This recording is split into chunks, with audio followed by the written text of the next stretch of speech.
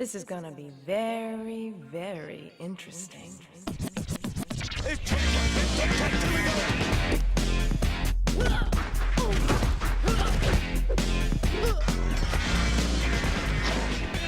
SSX Tricky is probably the greatest snowboarding game I think I've ever played. As someone who grew up fascinated in both video games and extreme sports, the SSX series seemed to be a no-brainer for me to fall in love with as a kid. SSX Tricky is basically an arcade-style racing game, but with the added element of performing and chaining together trick combos in a way similar to what you'd find in the Tony Hawk series.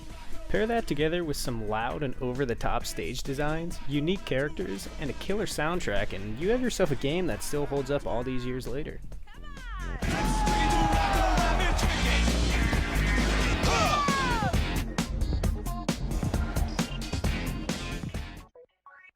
So when you load up the game for the first time, you're greeted by the clean and easy to use UI, which give you the options to select a few things. You have practice mode, single event mode, and world circuit mode. Practice and single event mode are pretty self-explanatory, allowing you to learn how to play or select a single map and game mode to play through. And then World Circuit is essentially the main campaign mode of this game, where you get to play through all the events and stages while building up your character's stats and unlocking new boards and equipment that boost certain attributes. While we're on the topic of characters, I'd like to just highlight how expressive and unique each of these characters really are. Without needing any sort of backstory or dialogue, the player can already get a feel for what each character is about just by the way they're animated. Each character also has a unique writing style that affects the way their character's stats are laid out. You have the outgoing and wacky Eddie, who is a freestyle rider, which gives him a slight boost in performing tricks compared to somebody like Brody, who is a calm and focused alpine rider, who excels at racing down the mountain as fast as possible. These little stat differences help to add to the individuality of each character and allow for certain players to connect better with characters that they enjoy the playstyle of. Once you're done choosing a character, you're ready to get into the gameplay, which is mainly broken down into two different game types, race and show off. Race mode is exactly what it sounds like. You race against the other riders to see who can get to the finish line first. At first I thought this mode might be a bit boring, as the name of the game is SSX Tricky, and I would rather be linking together tricks compared to rushing through the course as fast as possible. But thanks to the boost system in this game, which has you filling your boost meter by landing tricks, the best way to play this mode includes a playstyle that combines doing tricks in order to get enough boost to speed through certain sections of the map. The courses are also designed with a ton of secret shortcuts and alternate paths, which are usually indicated by colored SSX signs.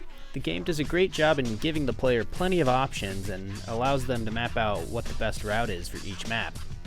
Figuring out which route is the best balance of doing tricks, taking shortcuts, and avoiding obstacles is a very satisfying gameplay loop, and it holds up well throughout all the courses.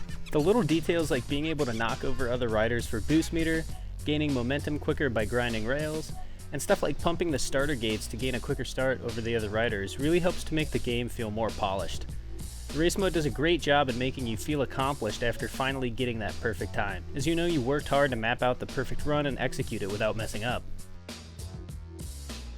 The other game type, Show Off Mode, is less about being the first one down the mountain and more about getting the highest trick score possible. Tricks feel super satisfying to pull off, and linking together a run full of grinds, spins, and flips feels just as good as coming in first place in the race mode. To get the highest score, a good run will usually consist of getting tons of airtime for each jump so that you can hold your flips, spins, and grabs for as long as possible. Once you fill your boost meter all the way, you're also given the option to pull off an uber trick, which gives you the highest amount of score per trick if you can pull them off. Another thing you need to consider in show-off mode are these floating snowflake multipliers that are scattered around some of the trick hot zones. They are usually a huge boost to your score if you're skilled enough to grab one while pulling off a trick, so preferably you'd want to do an uber trick and grab one at the same time to maximize your score. Just like the race mode, that gameplay loop of nailing the perfect run where you managed to pull off the most uber tricks and grabbed all the multipliers while also taking the best route is extremely satisfying.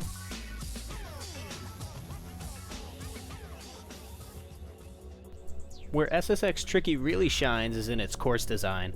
The courses are all extremely memorable and varied in style. For example, you'd first start off with the course Garibaldi, which is a pretty simple map allowing the players to get accustomed to the feel and controls of the game. It has plenty of massive jumps and doesn't require the player to be too precise at the moment. The SSX signs that lead to shortcuts are placed in semi-obvious locations, which give the player the opportunity to smash through them and expose them to the idea that they're going to need to look out for these on later maps.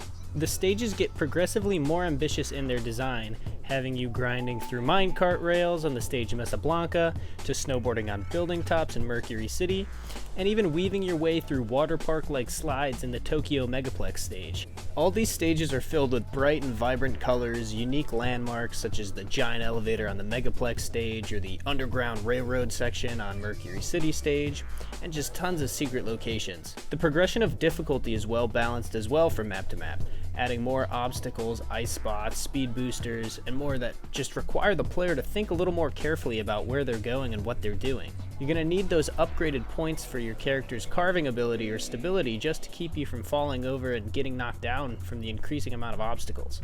This game would not be nearly as memorable if the stages only consisted of generic Outdoor Mountain 1 and 2, but no, instead, the developers really went all out on the wackiness and style in each stage, and it pairs perfectly with the over-the-top gameplay style that the game has. Lastly, I want to touch on the amazing music this game has to offer. The music tracks fit right in with the extreme sports aesthetic, including genres like drum and bass, techno, and a strong hip-hop inspiration. Just the main theme alone, being a remix to the Run D.M.C. hit It's Tricky, helped to punctuate the overall tonal style that the game really embellishes. SSX Tricky is a blast. You can tell the developers knew what their vision was and succeeded in creating a game that was truly unique for its time. Its combination of characters, courses, and gameplay made this one amazingly fun game to play through, and I recommend anyone to check it out if they have the means to. It's like